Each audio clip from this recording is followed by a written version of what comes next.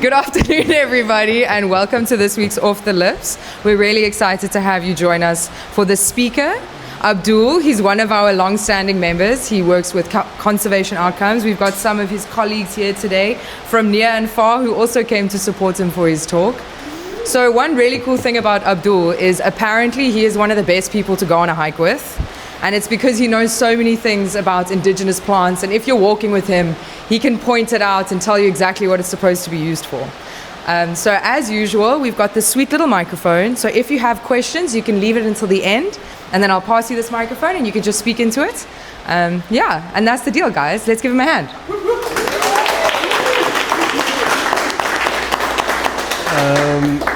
Thank you very much, Amber. Thank you, everybody, for attending and for the Green Room for giving me this opportunity. I think the title on my poster was The Secret Life of Landscapes, which is wonderfully vague enough for me to change everything over the last 2 weeks in the presentation. Just joking. I did add a few more things. But in any case, let's get started. So, an introduction to myself. I'm Abdul Lateef Ismail, so currently working with the Greater Crom Stewardship Project with conservation outcomes, and that's essentially a protected areas expansion project. I won't be speaking a lot about the GKS today, so if there's any questions, please, after the presentation, feel free to speak to me or to my colleague Wenzel. My background in terms of studies is in botany, so specifically vegetation science. That's at the Nelson Mandela University Nature Reserve. And my previous work, I did work in ecosystem restoration as well as biodiversity monitoring for carbon projects specifically. I think the main aim of my talk today is just to relate the concept from which my interest in the natural world arose. I think there are many ways so one can cultivate an interest in the natural world. So some people take an interest in enigmatic plant species or animal species, some through recreation, some through even gardening and horticulture, or even a cultural connection and a sense of place. I think all of those are perfectly valid. I feel a lot of those interests as well, and they all contribute to cultivating a desire for conservation, so they're all quite important. But my main interest, however, stems from the capability of plants and vegetation to tell stories about the landscape. So that's stories about the landscape's history, its conditions, its stresses, its disturbances, and the processes in that landscape. So that's what I want to speak about today. And I think that interest sort of came about during my undergrad studies, so first and second year of university, and probably a lot due to the accessibility of plants. So plants are something that you can touch, you can feel, you can smell and taste even, and it's a lot easier to identify and get a good look at than compared to, for example, animals, which tend to run away, or you need a pair of binoculars or a high quality camera to get a good look at. Also, we are lucky enough in South Africa to still have a large expanses of natural ecosystem and vegetation left, even in our urban areas. So I spent a lot of time during university, comparing and contrasting between different vegetation types around the Port Elizabeth area, and that's all contributing to this interest of mine in the natural world. Just slide over there. And so in this talk, I'm going to introduce two ways of looking at vegetation to be able to uncover some of these quote-unquote secrets, and those I term as tools of inference. So the first tool is vegetation structure, and the second tool is indicator species. So I'll start off with vegetation structure. So what does vegetation structure refer to? That's firstly the life forms. So that's whether plants are trees or shrubs, large shrubs, herbs, geophytes, etc. So the image over here, we can see life forms mainly being trees, single-stem trees with some ferns and herbs in the foreground. And then this fynbos environment over here, mostly dwarf shrubs. Structure can also refer to density. So that is the concentration of biomass, of plant matter in a vegetation unit. Also spatial pattern, so that where within the landscape that's concentrated. So whether that's in, for example, river valleys or on the tops of dunes or tops of mountains. And then also age, so whether that's the age of stands or groups of plants or individual plants themselves, especially relevant in forests. And then also structure can refer to pure biomass. Biomass is essentially the weight, the mass of the phytomass, plant mass within an environment. So I just have an image over here of a wetland. This is near St. Francis Bay. And I think it's a nice opportunity to look at some of the aspects of vegetation structure. So firstly, in the foreground, we see, in terms of life forms, a lot of tall reeds, some sedges as well, and herbaceous species too, so non-woody species. In the background, we see some larger shrubs, some broadleaf shrubs, which are thicket shrubs, and then also just on the dune crest, the top of dunes, some smaller shrubs with finer leaves. You can't really see it on this image, but you're going to have to trust me, they have smaller leaves, and that's the dune fynbos. And so that's an overview of the life forms visible here, and then you can look at the topography, where those different life forms are concentrated. So in this dune slack, we have this wetland vegetation, the reeds, and that's where it has sort of the soil meets the water table in the dune slacks. And on the dune slopes, where there's still some moisture availability, we have the broadleaf shrubs that love a bit of water, the thicket shrubs. Then on the dune crests, where there's less moisture availability, we have the more arid adapted fynbos plants, the small leaf plants. Yeah, so what can vegetation structure tell us? I think in the area we are, fire is such an important ecosystem driver. We've got fynbos, renosterveld, and grasslands and savannas, for example, in South Africa. They all rely on fire to function as an ecosystem. And structure can tell us about the fire pathways during burn events pretty well. Vegetation structure can also tell us about grazing, the current grazing regimes or historic grazing. It can tell us about hydrology, so where patches of water are, where riverlines are, maybe areas that are seasonally moist, and then also geology. So what I have here is a nice example of vegetation structure telling us about fire pathways. So this is in the Sierberg Mountains, one of my favorite places in the world, and we see a lovely example of a fire-driven biome boundary between thicket. So thicket is in the foreground, there's vividly green vegetation. It's made up of broad-leaved sort of dwarf trees and multi-stemmed shrubs. And then on the plateau is fynbos. And so I think we all know fynbos is sclerophyllous, fine-leaved shrubs, which are fire-driven. So thicket largely excludes fire. Fire can't penetrate into thicket, but fynbos burns profusely. And so the leaf material, there's a lot less moisture in fynbos, so it can burn pretty well. And so during fire events, we can see where exactly that fire will burn. And we can also see an example of a small fire refuge in the Skloof, this deeply incised valley where fire can't quite go downhill to burn. So from this image alone and from just looking at vegetation structure, you can assess, where the fire pathways are during these burn events. So I'm going on to the next tool of inference now, which is indicator species. So essentially an indicator species is a species whose presence or abundance offers some insight into ecosystem condition.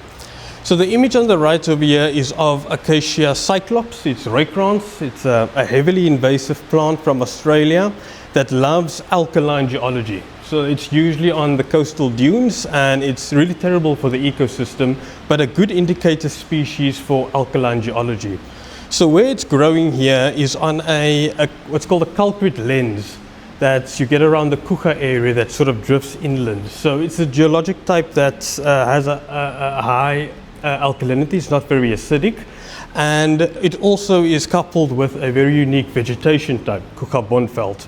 So for example, if you're driving down the N2 around the Kucha region and you see some Acacia cyclops, you know that that is an area most likely with concrete, and most likely housing that unique vegetation type, which they call Kucha-Bonveld. It shouldn't really be there. It's not a great sight to see that, but it can be used as an indicator species. Another nice example of an indicator species is the coral aloe. So this is a native plant. It's Aloe striata, the name, a native plant, unpalatable, and it proliferates heavily in degraded areas, especially in the Namakuru. So we'll have a lot of livestock in the Namakuru, mostly goats and sheep, and they'll go around and eat all the palatable plants, but not this unpalatable coral aloe. So that gives a competitive edge to this plant, and this becomes, it proliferates, and we get fields of just this Aloe striata. So it looks beautiful in the spring when everything is blooming, and we have this sea of like bright orange, but it is an indicator of overgrazing. And yeah, so these tools of inference, they do have the practical implications as well, so management implications.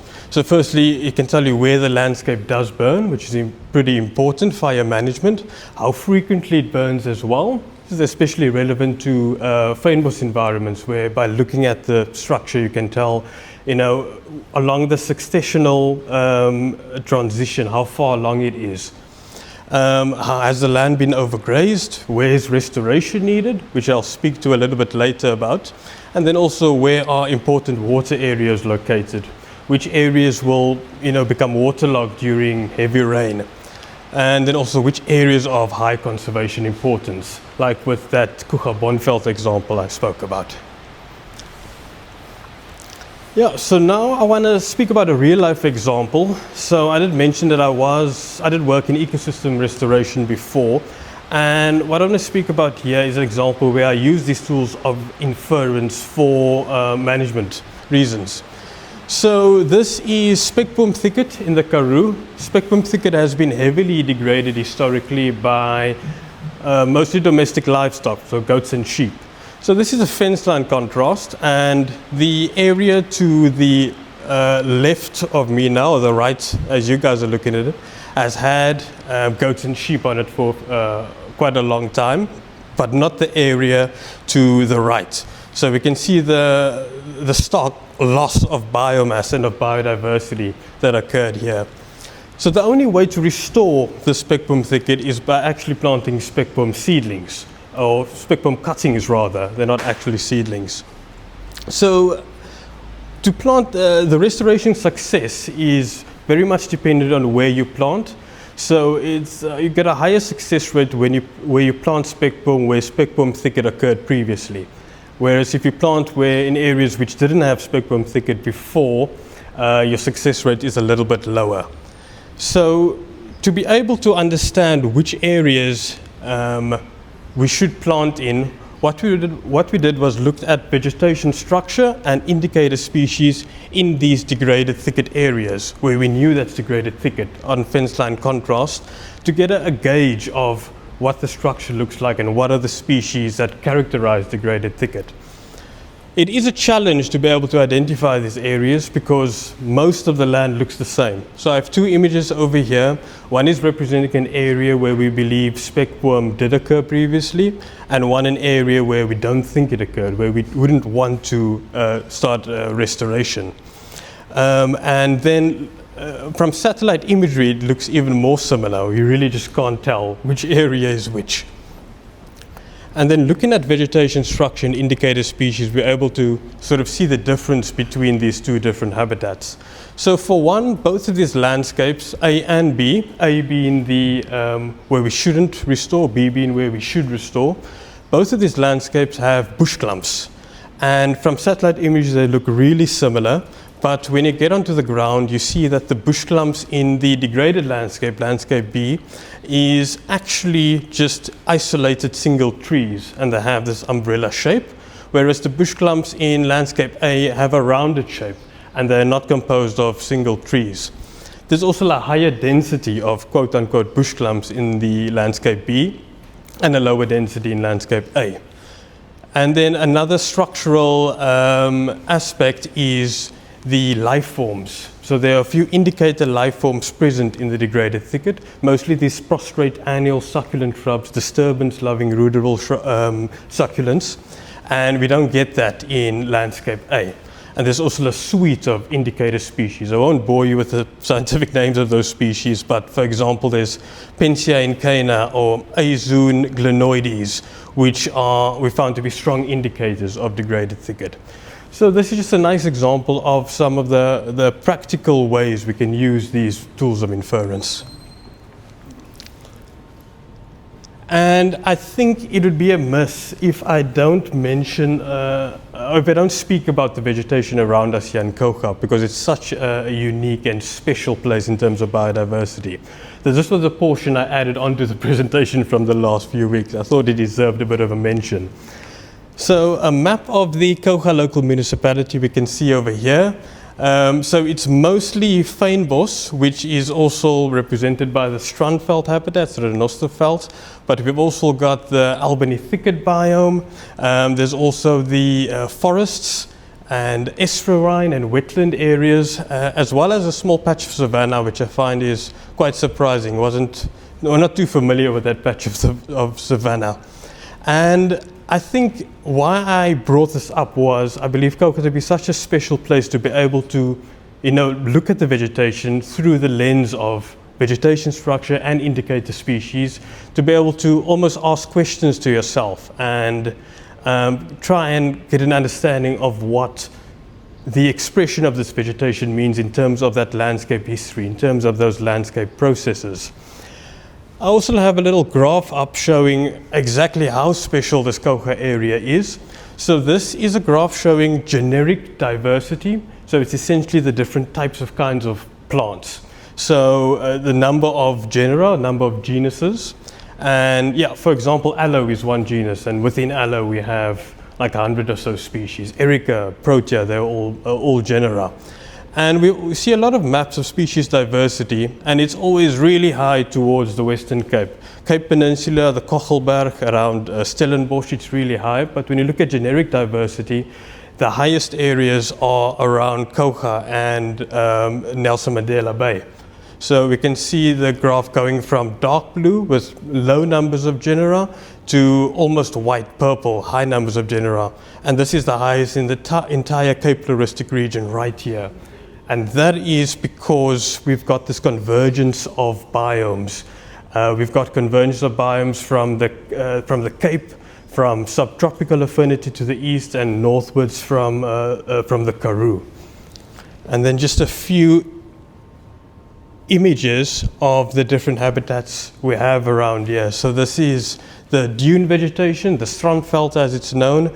It's pretty unique. It grows on Holocene, very young dunes only, and it's a mosaic, a mixture of dune thicket and dune fynbos, as I spoke about previously.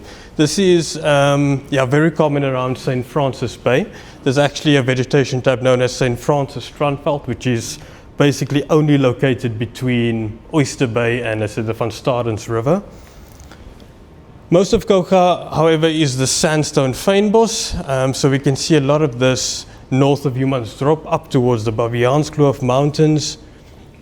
We've got Humansdorp Shale Renosterveld, which is pretty special as well. It's been heavily fragmented in the past because it's some good nutrient-rich soil. So a lot of agriculture has happened in Renosterveld, an endangered veg type as well. We've got Albany thicket, so just behind the wetland over there is Albany mesic thicket that is in the Kabeljoos Nature Reserve. This veg type in the Koga area normally follows riverlines. And then of course a large amount of wetlands and rivers and estuaries from the Krom to the Siakoi to the Kabeljoos as pictured here. As a matter of fact, 4 out of these 5 veg types that I just showed is you can see at the nearby Kabeljoos Nature Reserve. The only one we can't see is the sandstone fynbos. And then to wrap up, I think the take-home messages. So firstly, vegetation, it reflects environmental conditions, disturbance, processes, and ecological history. It's essentially the words to the book. And yeah, structure and indicator species, they provide clues about the hidden landscape processes, and together these have practical management implications. And in a nutshell, vegetation tells stories about landscapes. That's all from me. Thank you.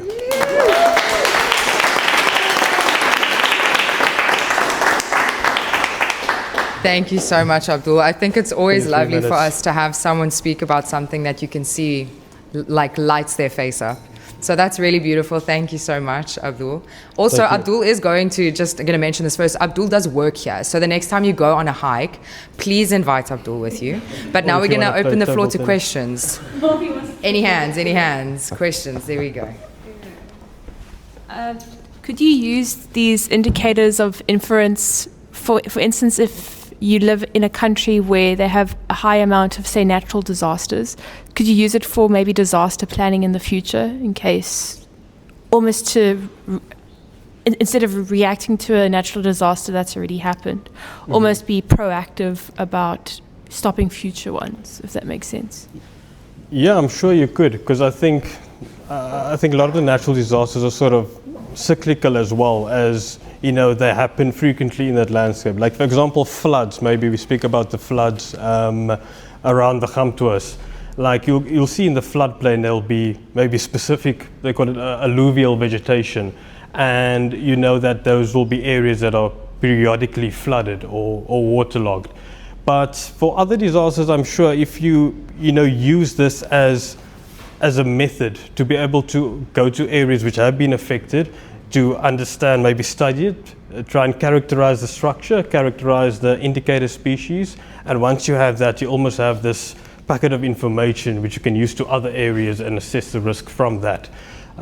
So yeah, it will be, you can use it for that. You can use it for a variety of things to be able to understand through the vegetation, yeah. That's really cool. Can you please go to I don't know. a picture with reeds and all I sorts? don't know anything about your garden, Alex, if that you No, I promise this has got nothing to do with gardening. Sorry, this guy's just got to warm up again.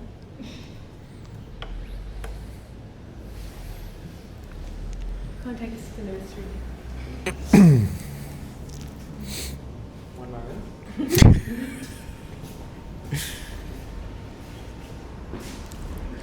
Elevator. Do you have another question in the meantime? I've got compliments. I think you did really well. Does that help? So I'm going to ask you while it's loading, because you can just go to it. Yay, that's it. Nice.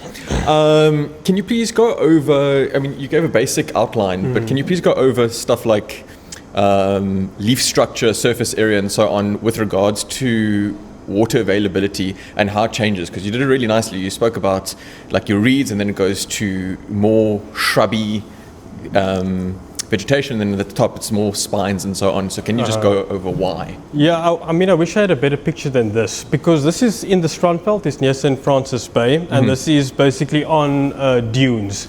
And so the dunes run sort of east-west. They have like these transverse dunes. So if you look at a map, you'll see like these almost like little crests and valleys. So the valleys, the dune swales, they're a little bit closer to the water table, so it holds a little bit more moisture. So plants that love a bit more moisture grow there, and that's normally a subtropical thicket.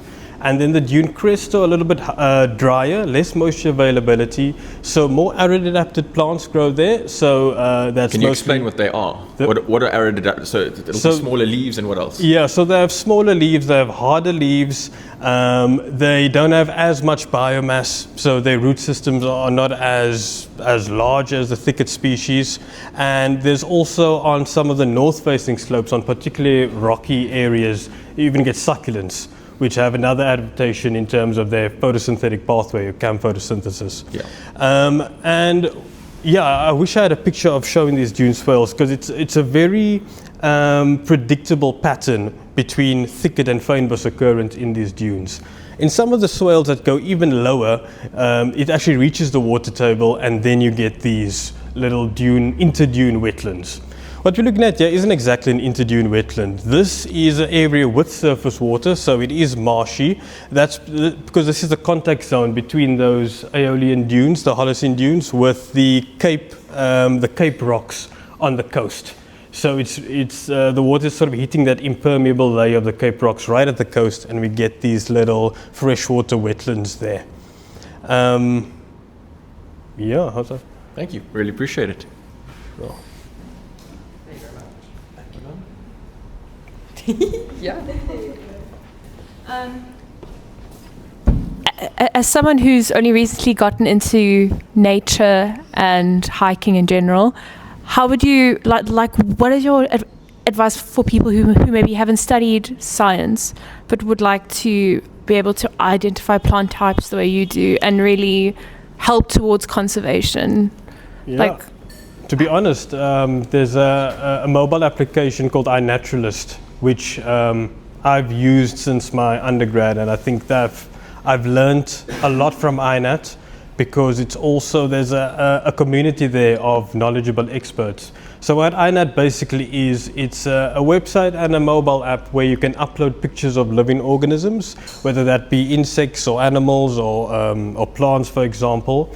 And it comes with a few metadata, so the location, the time, the date, and you're able to identify on iNat, or you can leave it up to the community to identify for you. And over time, what you can also use it for is to search a particular area. For example, if you go into the Kalbayos, you can draw a polygon over the Kalbayos Reserve on iNat and see what types of plant species you have there. You go to the Kalbayos, you take a few pictures, and you can compare with the other pictures, almost like a field guide, and make your identifications then and there. And if they're not correct, you will be corrected by some experts who scour the iNat website.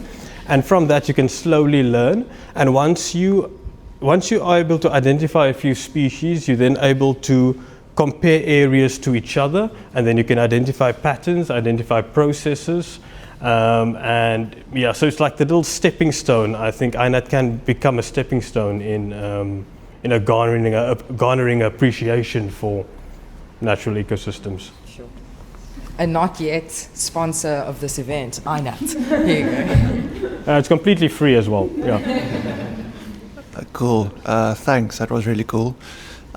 Just the question is, why do the international community rave about Albany Thicket in the way they do? What's so special about that specific biome? Yeah, no, it's an interesting question. I think if you look at a lot of the biomes in South Africa, you have equivalents all around the world. So savanna, we get mostly to the north of South Africa. We get that across most of Africa, up to North Africa. We get it in South America. We get examples in Asia. Same with grasslands, same with forests. Even fynbos has equivalents globally. The chaparral in California, the parts of Perth in Australia, in Chile. Albany thicket doesn't quite have an equivalent globally. So we've got succulent-dominated landscapes, like you've got the succulent Karoo, you've got some cacti forest, I think they call it the Caatinga in Brazil, but it doesn't form a close canopy like Albany thicket does, specifically the arid type of thicket, so the succulent thicket.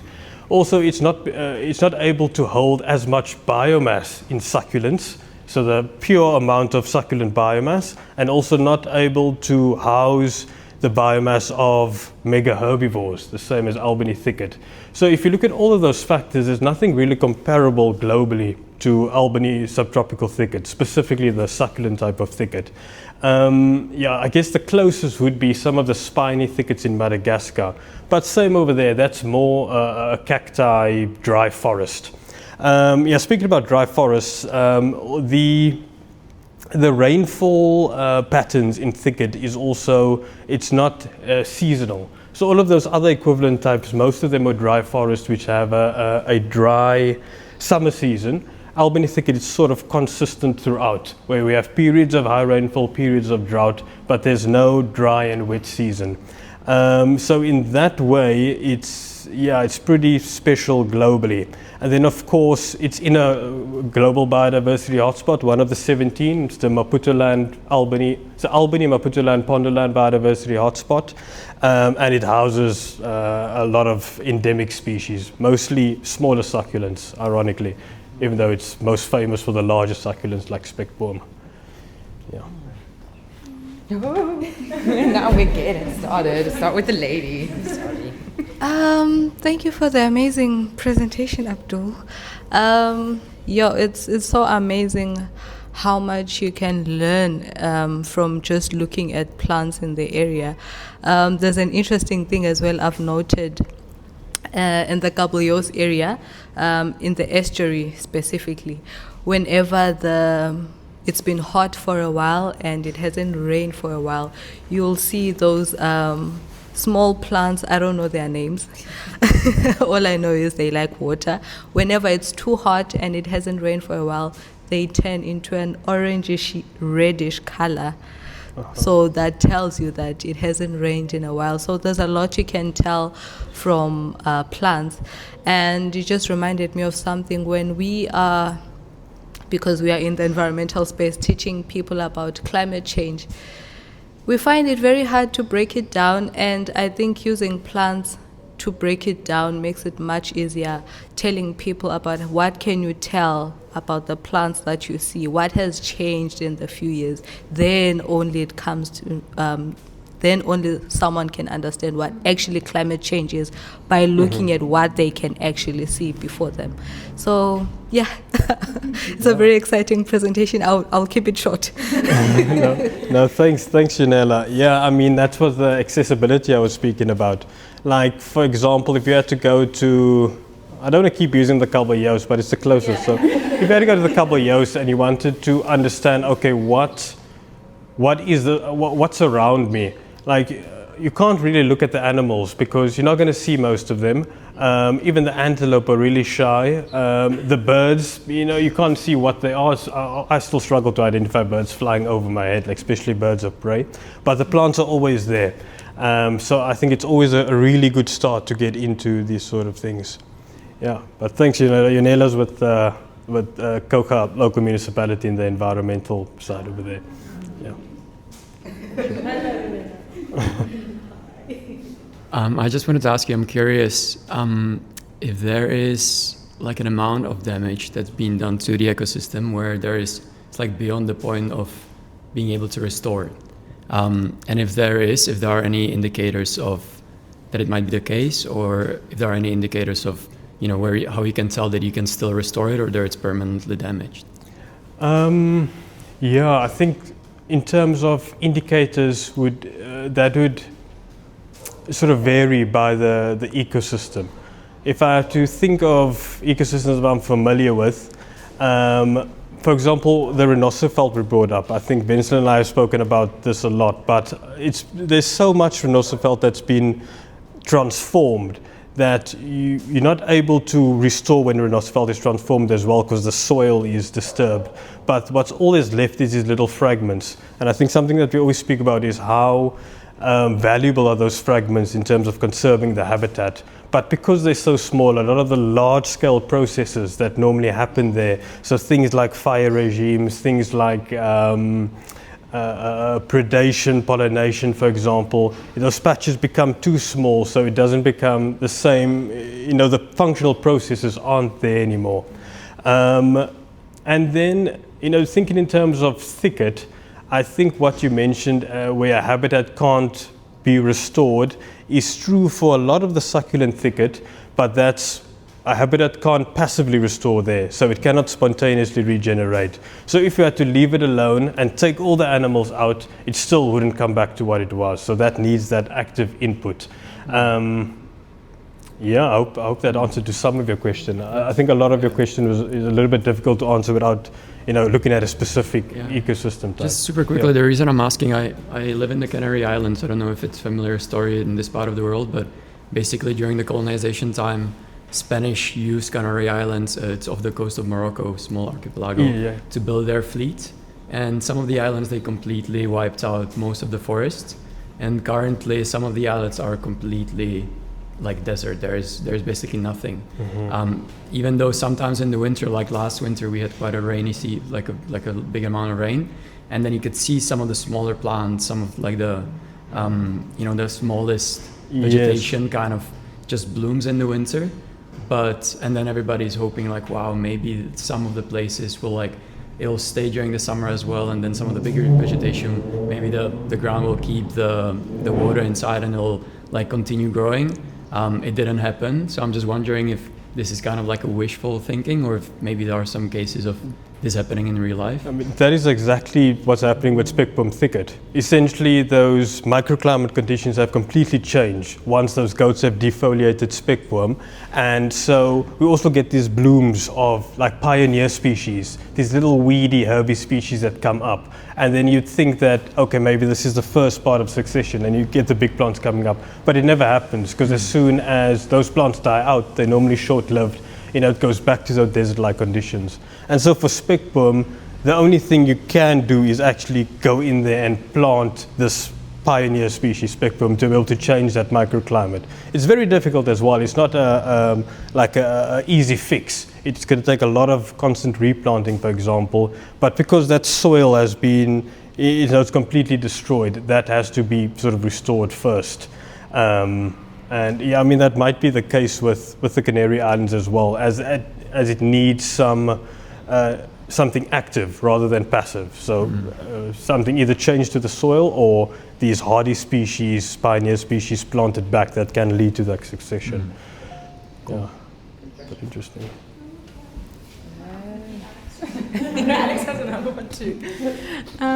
I've always been quite curious about fires, and specifically, obviously, with the last few years in Kokra, there's been a lot of veld fires and burning of a lot of vegetation. Is it more harmful to have humans intervene with fire breaks on their farm, specifically speaking Humansdorp inland, or is it better, obviously, in a control, just to let nature run its course in that way, protecting the homesteads and infrastructure? I think in a pure ecological sense, listen, there's a lot I have to learn about fire. It's a very complicated thing in terms of disturbance. I think from a pure ecological sense, you want nature to run its course because you want it to work over big landscapes. But you can't do that in an urban area. And in an area where people live, where there's infrastructure, there's going to be too much damage to do that. So fire breaks are something that, it's an important management tool to be able to control fire. Also, in terms of fire, the most important management activity you can do is to clear your aliens. Because they bring in a whole, they increase the fuel load so much, especially Rooikraan. So when it does burn, it gets a lot hotter, which is bad for the plants as well. But fire is a very complicated thing in sort of semi-urban areas where a lot of our nature reserves are. It's sort of between a rock and a hard place, because the ecosystem does need fire, but it's so difficult to have controlled fire without people getting upset or money being lost through infrastructure burning and so on. So in that sense, fire management in terms of fire breaks are important to be able to control if fire does break out, and also most importantly, clearing alien species. So if fires do break out, it's not infernos. Yeah. Interesting. Anyone else? I moved to Jeffreys middle of last year, and I think what's really caught my caught my attention, you could call it, is the fynbos smell from the Eastern Cape. Is there a particular plant that gives that scent, or is it a group of plants? Can I replicate that smell at my house? Yeah, I mean the dune fynbos it has a high diversity of very fragrant plants, and the really strong fragrant ones are mostly from one family. So that's the Rutaceae family, it's the citrus family actually, and there's a group of plants that are called buchus. So in the Dunesrandveld here, there's a lot of garlic buchu, which has a very pungent smell, but there's also things like pink breath of heaven. It's from the same family, which has a very fragrant smell. Other plants with fragrant smells are the pelargoniums, so the geraniums. You just take a few and you crush the leaves and smell it. It smells like perfume almost. So yeah, those are the two plants I think that have a really distinctive smell, which you can you can smell from a mile away sometimes.